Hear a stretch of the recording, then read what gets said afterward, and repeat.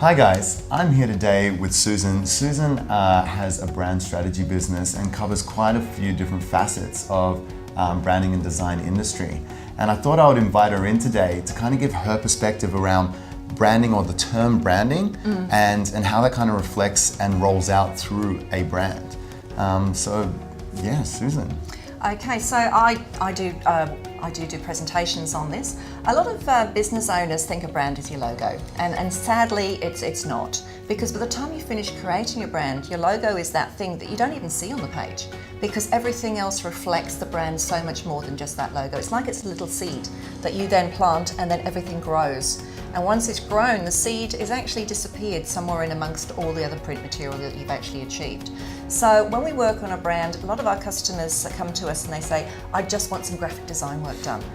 And I'm going, oh my God, but you don't even know who you are and who your customer is and what you stand for. So we have to do a lot of research on that. We work with people on their visions, their mission statements, their core values, the sort of attributes people want to have for their brand, how they want people to feel when they experience the brand, and how they want to set the brand up to be able to make sure that happens, the strategies around that. There's actually, there's a triangle that I work to. Generally the product's at the bottom, and then your graphic design work and marketing material. A customer experience a brand from the bottom up, but when you create a brand, you create it from the top down. Yeah. Starts with a vision, works into your values, works onto your attributes, what your point of difference is, what your brand promise is, everything that turns it into a brand personality and a DNA. Personality is a really good way of framing it. I often talk about brands as being almost personified or made into a human element, because we do interact with it kind of culturally. We connect with all the different elements. Does it have the same values as we do? Does it reinforce the same kind of lifestyle choices, or whatever it is that you're using to make the consideration of whether you're going to interact with that brand? So yeah, it's good to see that there has been a lot of talk and a lot of I think white noise around the industry, and then the term branding just gets tossed around a lot.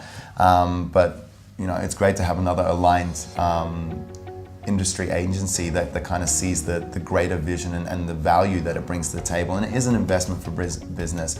And it's nice that your triangle has it in there as such a key component, because I think a lot of businesses kind of glaze over it in a rush to get to market. They just want the quick result. Yeah. The problem is if you think of branding like dating, if all you create is your material, all you've got is the outfit you're wearing, your hair and your makeup.